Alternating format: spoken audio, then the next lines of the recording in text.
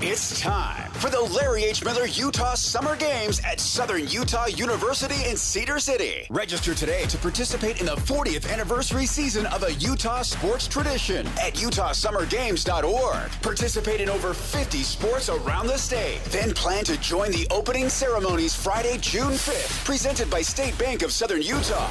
Register today to participate in the 40th anniversary season of the Larry H. Miller Utah Summer Games. Welcome back in, Jay Stevens, man. We got a lot to discuss with our man, Jay. Jay, good morning. Good morning. Yeah, a lot of stuff happened last night.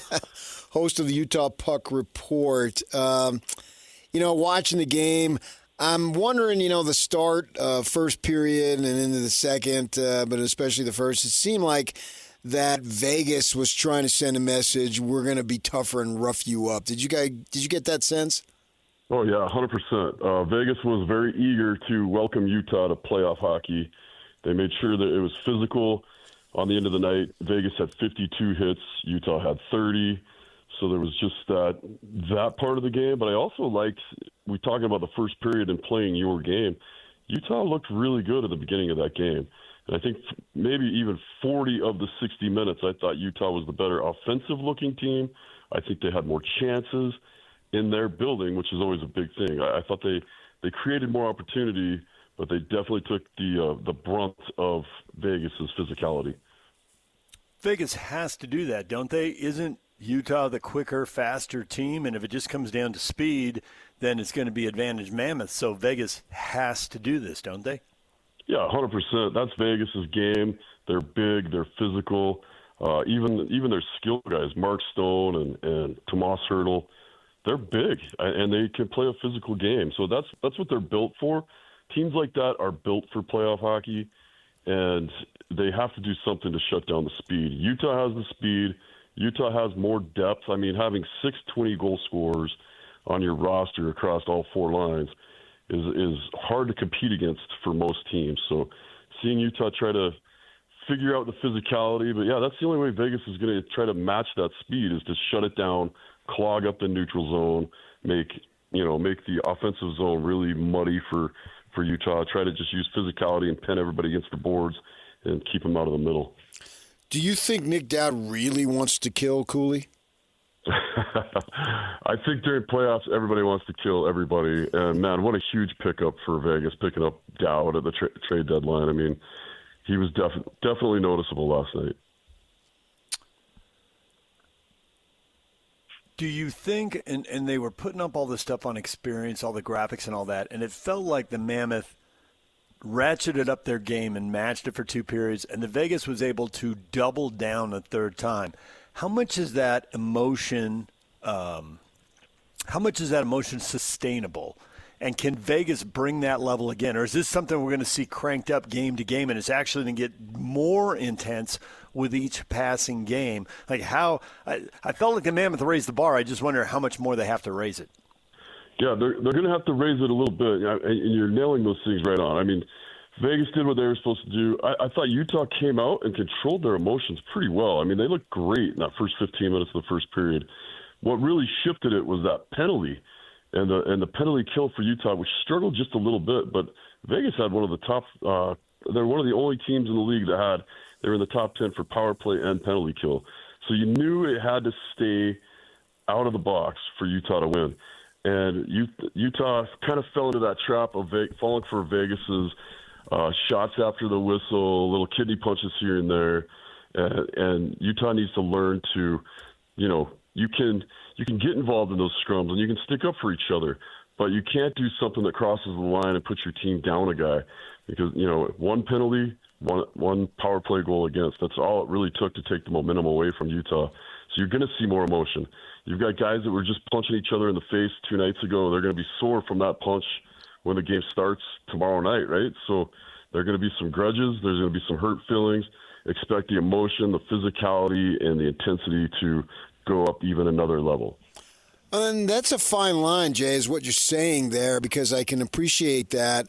And at the same time, you don't want to get out of what you do and what you're capable of doing and what got you to this point. So how do you think they handle that? Yeah, and that's what Bear was saying. Like, they knew they had to increase their physicality, but they can't forget how they got to the playoffs, and that's by keeping their head, playing their system. I think Utah in the third period, even when it was tied, and then again when they went down a goal, they didn't change from, like, you still saw them get really good scoring opportunities. I thought it was unfortunate the turnover happened right when they were pulling Veggie out of the net to give him the empty netter, because I think if you would have seen Utah get some structure and some offensive zone time right there with the extra attacker, I think you were going to see a real good push. You ended up seeing some pretty good scoring opportunities anyway. But that's the key, is Utah has to play physical. It has to be more than just, that fourth line throwing their body around. Krause led the team. I think he had 9 hits.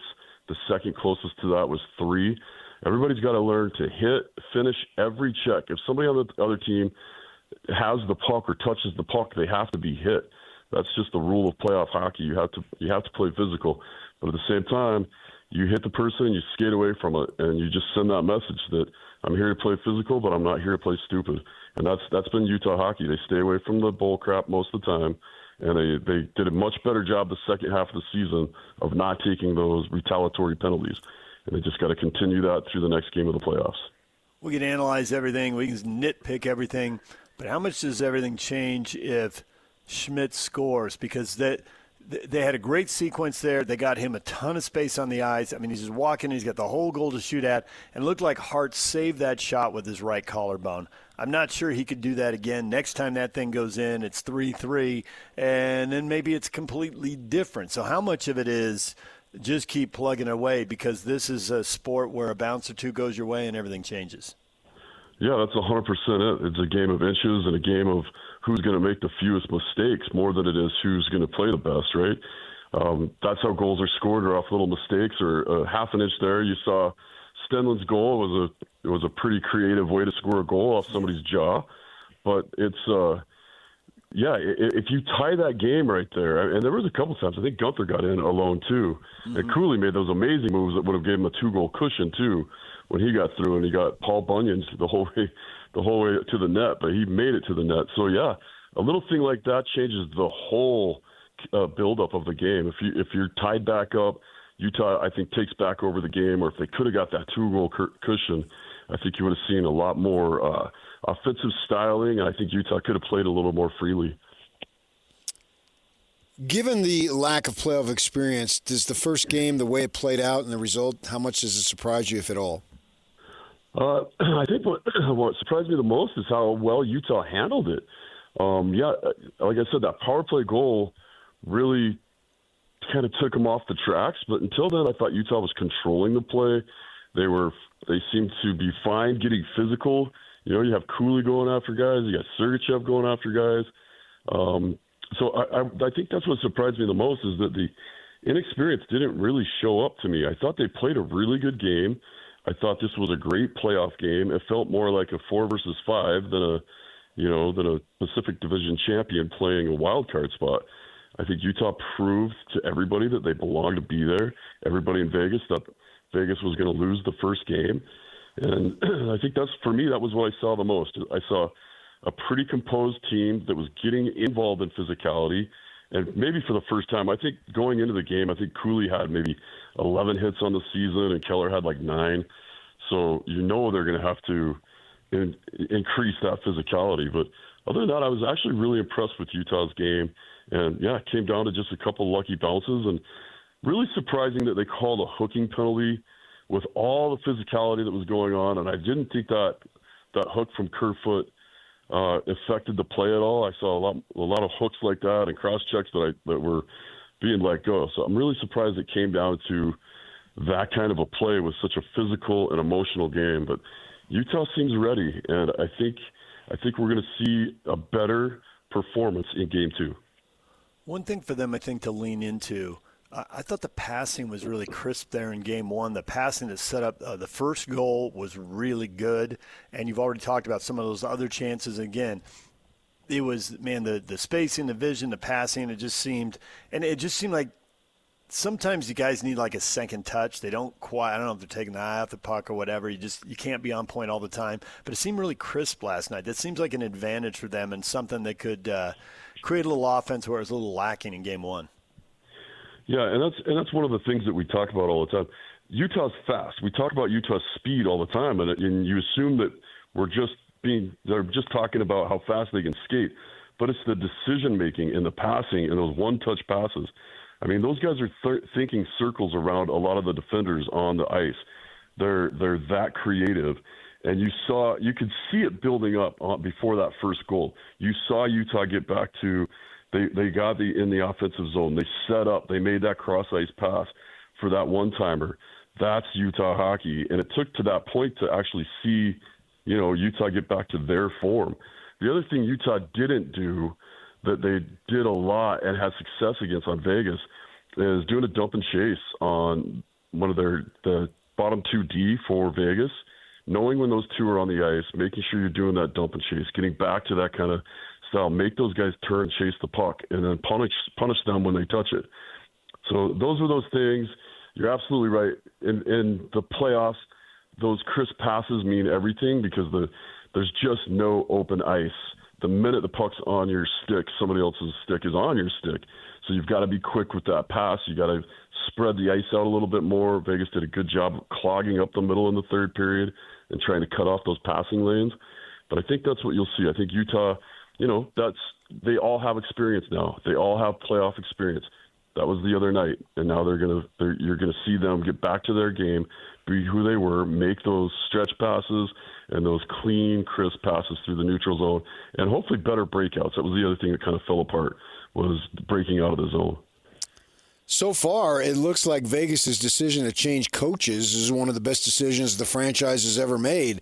How do you explain this great run they've been on since they got Tortella in there? Yeah, it's funny, and I said it a few times. I don't know if a lot of people agree with me or not, but typically when you have a coaching change, you do have a little bit of a run, 5 or 6 game win, something like that, right? I don't know what it is that changes. But they're giving Torch too much credit in my book, because the other thing that happened the exact same time is they got Carter Hart back from injury. Yeah. Who he played at the beginning of the season and then missed a ton of the season. Right. And Vegas was really down on Aiden Hill. He wasn't playing great. He was at an 88% save average. Here comes Carter Hart at the exact same time they fired their coach, and I think that stabilized the team. Does Torch deserve some credit? Absolutely. I don't think he changed the lines. I don't think he changed the system. I don't think he changed a lot of stuff that went on. I think the biggest thing that happens is that you've got Carter Hart back in the net, and he's a phenomenal goaltender. So what do you expect to see in Game 2 out of the gate? A lot of physicality and Utah needs to take the game to Vegas, kind of the same way they did in Game 1. I expect to see Utah trying to use better passing. You might see some changes in the lineups. I was really surprised to see McBain on line 4. I think he's better with Kerfoot, so I think you'll see some line changes possibly. Put McBain into line 3 and maybe move Carcone down. But there's got to be a little bit of an adaptation to make sure that you've got scoring power on all 4 lines and physicality on 4 lines. It's funny that besides Lawson Krause and his 9 hits, some of the top hitters were Brandon Tanev and Kerfoot and Carcone, who are barely 6 feet tall. Our smallest guys are throwing the most hits. So I think the rest of the lines need to throw more hits. You need to see Cooley throwing more hits. You need to see Keller and Schmaltz throwing more hits. So that's what I think you'll see, the increased physicality. And I'd really love to say that Bear's going to rein them in on the stuff after the whistle, but that's hard to do when the emotions are in there and everybody's so competitive.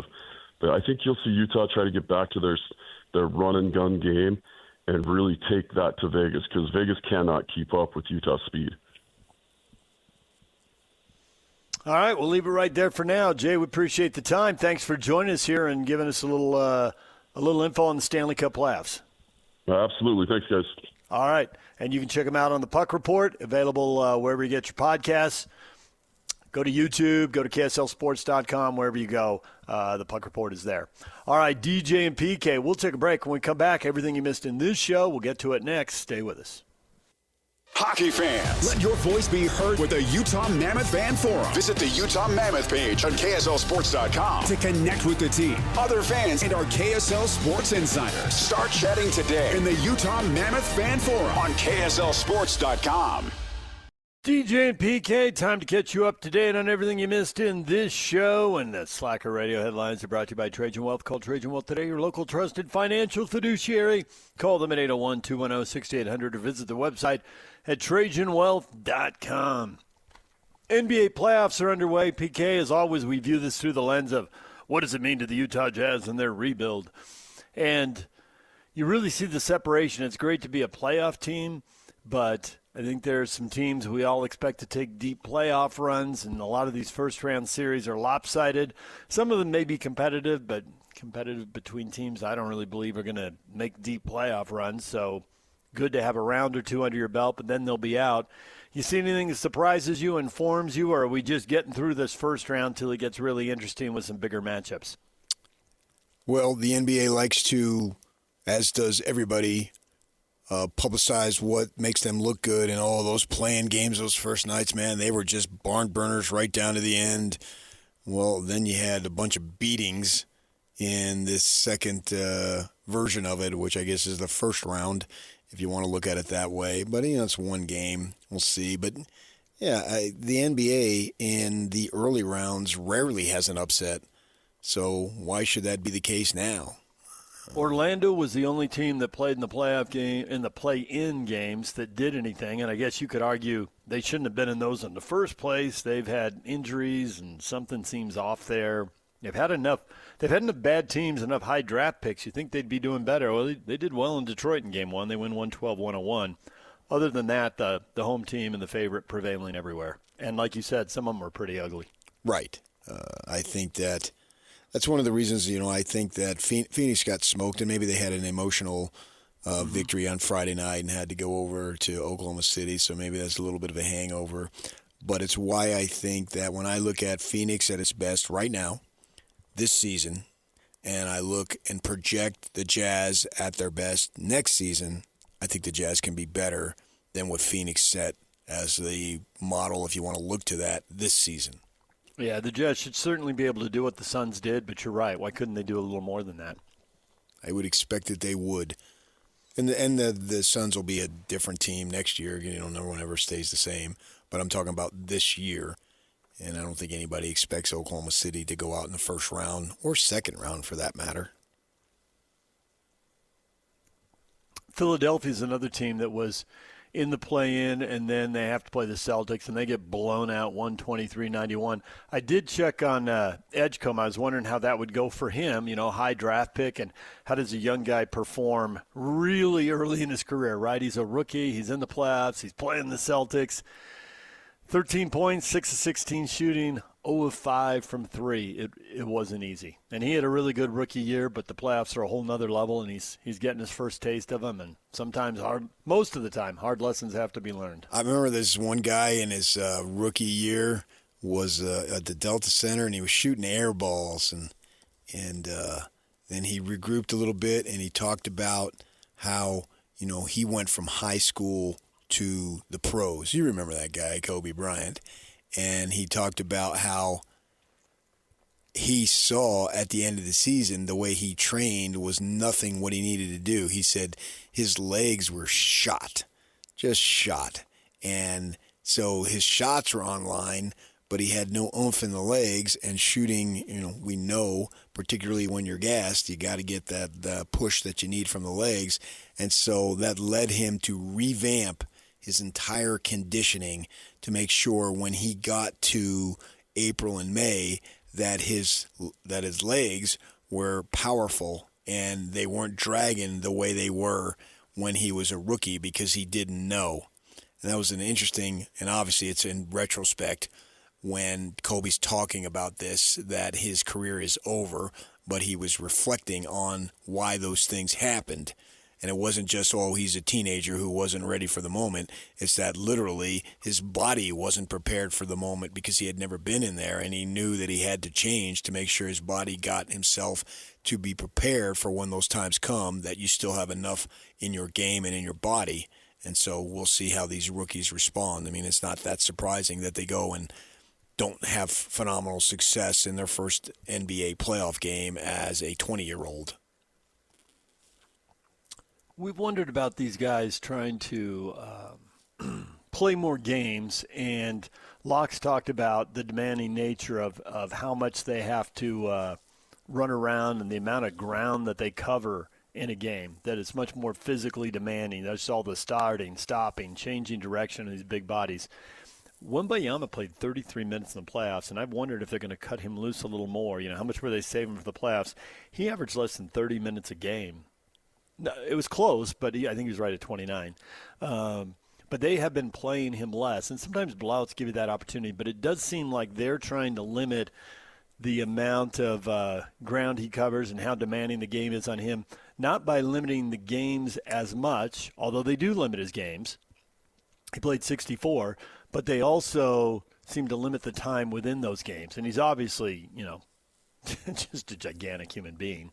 But they did cut him loose for 33 minutes in the playoffs. They didn't really need it. They pretty much controlled and dominated Portland. So maybe we'll see him playing a little more in each game here in the playoffs. Yeah. But interesting as everyone tries to figure out how to handle these demands and play guys more and conserve their energy for the most important times. And we are upon almost, I guess you can say these are the most important times right now. I mean, there's more. What you want is more important times to come, right? We all understand that.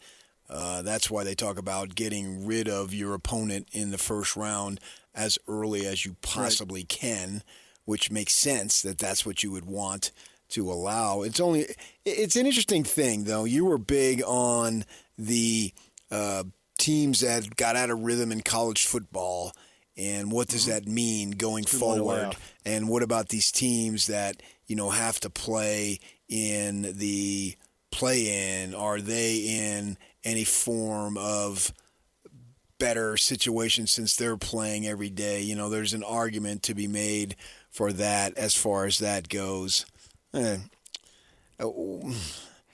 not sure what to buy and what not to buy. I think in this case, what you can buy is the thing that you like to buy the most anyway. And in this case, I think with the play-in and the layoff, I think in this case, buy the talent. The 1 versus 8, the 2 versus 7, those 1 and 2 seeds, they just have way better teams. They're just more talented. It's not close. And so even if there is a little bit of rust and a little bit of layoff, they can handle it. And you talk about rust and layoff, and they need a rest and this and that. Mm-hmm. In the 64-65 playoffs, Oscar Robertson averaged 48.8 minutes a game. And the prior year, in the 63-64 playoffs, he averaged 47 minutes a game. And that was his lowest. Oh, no, wait. He had 46.7 minutes in 62-63. He went, as a rookie, 46-3, 48-6, 46-7, 47-2, 47 on the dot, and 48.8. And flew commercial. Now, you could say, okay, he was out of league at 35. But is it better to burn out or is it better to fade away? I don't think 35 is that early. In that era, 35 was pretty late. And he was a guard, so perimeter guys are still largely down to 35. And Chris Paul, but guys, Steph Curry was just talking about he's got more than a couple of seasons to go, and he's 38. Medicine's come a long way, and then not only that, I mean, the travel and charter, I mean, it's a different deal now. I think Oscar Robertson was an Iron Man, and he's an old-timer. and we were having this discussion one morning on the show, and then I go over to a jazz shoot-around, and Kevin O'Connor would run. That was the time to catch Kevin if you wanted to have a side conversation. And he came around the corner, and I think he says, hey, you tell your guy PK, you two and your Magic Johnson thing. No, the Big O, he's number 1. He says, I'm not ripping Magic. Magic was awesome. Yeah, and he's number 2. Oscar, that's the guy. And he pitched him hard. At first he was having fun, but then he was serious. His respect for Oscar Robertson is off the charts. And I was just flicking around, and I came on Stephen A. Smith. Mm-hmm. The A stands for his knowledge of basketball, and he's got his top 5 point guards all time, and he does not have Oscar Robertson on the top 5, nor does he have John Stockton. Are you kidding moi? Well, some people, because Oscar did it all, some people called him a two-guard. Oh, come Pretty on. fine distinction. He was, before we went to the specific positions, everyone was running two-guard fronts and all that kind of stuff. There really wasn't a distinction to be made, and he did it all. Well, but the assist title, the assist numbers, I should say, speak for themselves. I don't care if you're not in someone's definition. Yeah. If I look at the assist total, come on. That should tell you. Yeah. Isn't that what it's about? It's why I say LeBron. I put LeBron on that list. Yeah. Because he could handle the ball, and he was more than willing to pass it if you were open. Jokic point center, LeBron point forward. Let him run it. And the Lakers did. In the playoffs in Game 1, the guy had, I think, 13 assists and 8 of them in the first quarter. Set the tone early, get everybody involved. Do whatever. Get it done. And he did. The NFL news. A.J. Brown, all the denials, non-denials. The Eagles open to trading A.J. Brown, but there are reports that the Patriots and Eagles won't cut a deal until after June 1st because of salary cap issues, collecting and bargaining, all that, blah, blah, blah. But pencil that in. Give it another month and a half here, and we'll see something. If I'm A.J. Brown and I go to New England, I just make sure I keep my wife away from the coach. Good point. Excellent point. Thank you for bringing that up. Cincinnati Bengals traded the 10th overall selection to the Giants for Dexter Lawrence. So the Giants have 2 of the top 10 picks. If you're looking for a worst to first, and then usually somebody in the NFL pulls it off, why not the Giants? Is there an awesome team in that division? They are making the coaching change. We've seen these similar coaching changes kind of pay off. You bring in the veteran guy. He knows how to do it. Jim Harbaugh, John's brother, did it with the Chargers. Obviously, the Broncos made the same kind of move, and it's paid off great for them. Arrow's been straight up in their 3 years under the new regime, so. Yeah, I mean, you only have to move up 3 spots, though, in the NFL. I know, 4th to 1st. It's a little different, right? Yeah. But the Cowboys aren't exactly a smooth, a well-oiled machine. Philly always seems to have dysfunction. Washington's been up and down. Who knows what the real truth is with them? The last 2 years have been very different. Which is why in the AFC West, I'm picking my guy, Fernando. He's going to be the best newcomer named Fernando since Valenzuela. Mark it down. Okay, that's true. But they're not winning the AFC West, and you know 45 years later. You're not a gambler. When you go back to Jersey, get the ticket on the Raiders not winning the AFC West. You can talk about it with all your cousins. I'll guarantee you they're not going to. My cousin, Patrick Roccanello, who just had a heart attack the other day, but is doing fine. No, that's good. Explain the New York Mets and the nature of sports to me, PK. They started out 7-4. That's a nice start. They're rolling out of the gate. They spent $352 million in the payroll. Tops, I mean, the Dodgers have all the deferred money, but that 352, just a massive number, tops in the major leagues. And after starting 7-4, they go 0-11 in the next 11. Explain that to me. What has happened? That's why I'm here. I am the big explanation. Yes.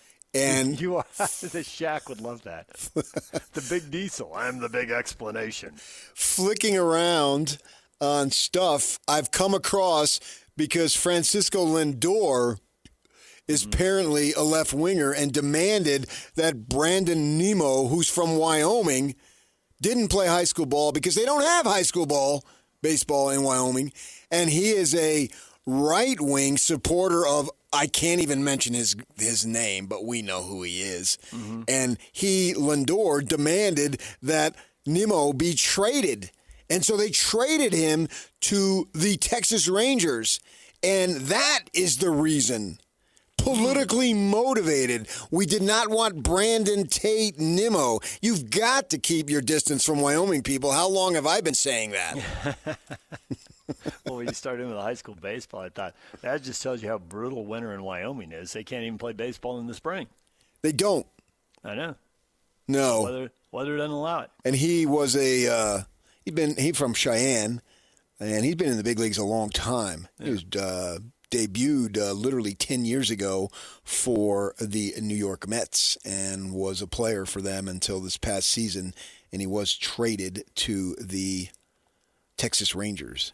That seems like a cockamamie theory, but nevertheless, that's one that was floated out there. All of a sudden, the reason why they have lost 11 in a row, of all people, they do not have Brandon Nimmo on their team. Aside from just losing the talent, just the dissension and the turmoil in the locker room, and I can see where that throws guys. And the thing about that is, like, it doesn't make sense. It's like, okay, so one guy, you don't like his politics, but there's 25, now 26. But the coaches and guys are coming and going with injuries and call-ups and all that, so you're probably interacting with 30, 35, 40 people depending on the team. I think people's politics are going to be all over the place. You know, maybe not. Oh, I don't know. I don't think you can get 40 people on one side. But I don't know. I just know what I saw. I think that it's very difficult for a manager. They need a manager the quality of Gil Hodges, but Gil Hodges is not walking through that door. Hey, you think at our next PGA draft there'll be a battle to see who can pick Scotty Scheffler first? We can only pick golfers one time now in a season, and none of us wanted to bet. He just hadn't been at the top of his game. We didn't want to pick him to win the Masters. Sure enough, he finished second, so I guess we were right to pass on him. But now Scotty Scheffler loses to Matt Fitzpatrick in a playoff. Scheffler again going low on the weekend with a 64-67 Saturday-Sunday. We're going to be fighting over him at the PGA and the U.S. Open, aren't we? I mean, it's a draft. We can't fight over him. But well, since I always draft last, I'm the perpetual Mr. Irrelevant. You'll get him in the British Open. I guess Open Championship. Maybe that would be the one there as far as that goes. But golf is an unpredictable sport, and we'll see where we go when we get to that point in May. We're still a month away, and Scheffler is a phenomenal player, and he seems to always be there. And always being there, in and of itself, is an accomplishment. Agreed. And he was definitely there again this week at the RBC Heritage. Yeah, I had taken my bike and rode around that course, and so I felt like, okay, I know that hole. I didn't play it. It actually was closed when I was there, which is why it allowed me to ride my bike along the cart path.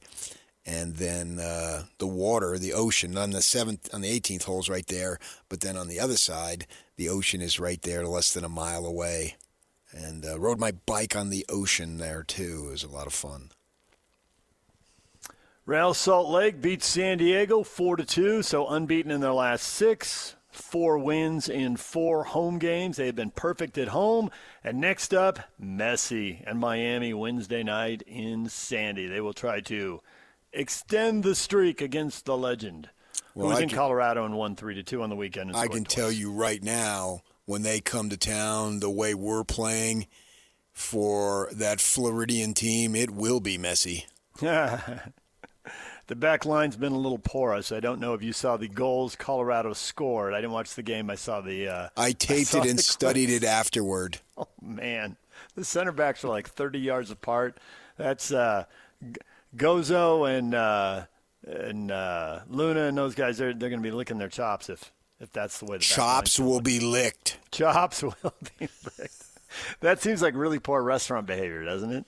You said they're going to be licking their chops, so that would mean that would require that chops must be licked. You went to the logical at that point, yes. All right, DJ and PK, we are taking a break. When we come back, your feedback next. Ryan Smith on the Pat McAfee Show. I believe we're going to win a championship here in Utah. There's no woe is me here at all. We're going to do it. What's your confidence level? We'll get to that next. Stay with us. This year, experience the NHL playoffs your way. Want to watch a single, do or die Game 7, a full week of heavy-hitting back-and-forth series? Then check out Sling's 1, 3, and 7-day passes. Watch the Chase for the Cup on ESPN and TNT, starting as low as $4.99. No long-term contracts or overpaying. Just live hockey at home or when you want it. Sling lets you do that. Visit sling.com to learn more. DJ and PK, it is time for your feedback. Ryan Smith on the Pat McAfee Show. I believe we're going to win a championship here in Utah. There's no woe is me here at all. We're going to do it. Here come the reactions. Eric doesn't buy it. That's hilarious.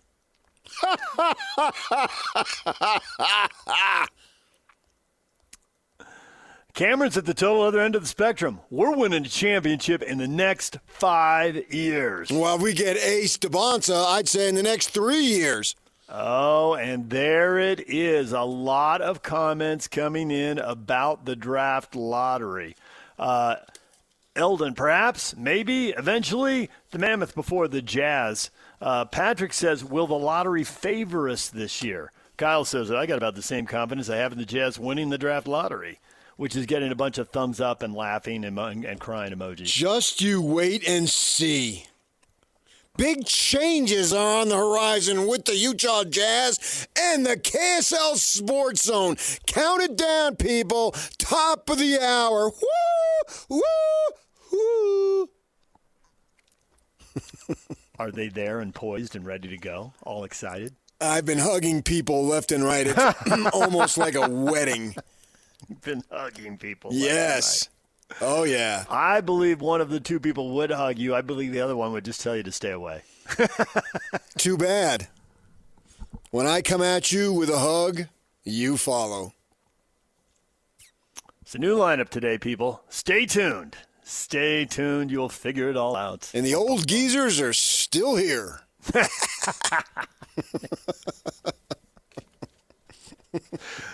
Oh, man. Greg, getting back to the topic at hand, I am completely confident. It may not be with this team, and there may be another rebuild if the current team and assets don't get there. But Ryan's doing everything right. Singular focus goal. Championship's all that matters. He's brought in other professional sports. He's rebuilding the stadium, practice facility to make it world class. I even like his focus on diversity in the organization. It's going to provide long-term gains with free agent perception. He likes his focus on diversity. Mm-hmm. I love diversity, too, under one condition. It doesn't impact your job. Hey, when we diversify, am I still getting a paycheck? Okay, I'm good priority. to go. I'm all for diversity as long as I'm not over there on the curb when the bus pulls away. That's a funny thing, that diversity.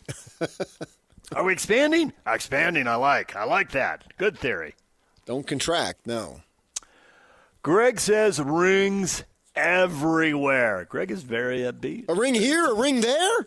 Rings like everywhere. Oprah and the cars? Mm-hmm. Cam says, I believe they'll win a championship with both the Jazz and the Mammoth. They're building something special here in Utah. Oh, the same year. That would be the same month practically then. Cam is very up. Well, maybe it's 5 years apart, though. Who's to say? Oh, I know. But I'm saying if it were to happen in... They'd both happen in June, yeah. If it were to happen the same year, that would just be unprecedentedly unbelievable because it would happen in the same month, right? That would be shocking. 2 parades, or did we just have one big massive parade? All the way from Ogden to Provo. No, Brigham City to Santaquin. Let's go. Why are you going to stop it at Santaquin? Go all the way to St. George. What are you talking about? Now you're talking. With that new ballpark that the Utes have on their campus, they go to Omaha and win the College World Series in June. What can be won in June? And then Finau wins the U.S. Open in June. Ta-da! Ephraim says, I think he's right. The Jazz can get to the NBA Finals next year as long as they buy their tickets for June of 2027.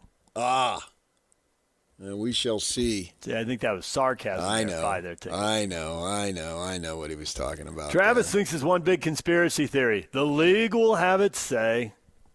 Travis isn't buying it. All right, we got to take a break. Then the new lineup, well, at least part of the new lineup, debuts next. No, I'm staying. I'm going to be right in here for the very first word so I can say I was there. Okay, you were there, PK. DJ and PK, it's 97.5, the KSL Sports Zone. The new show is next.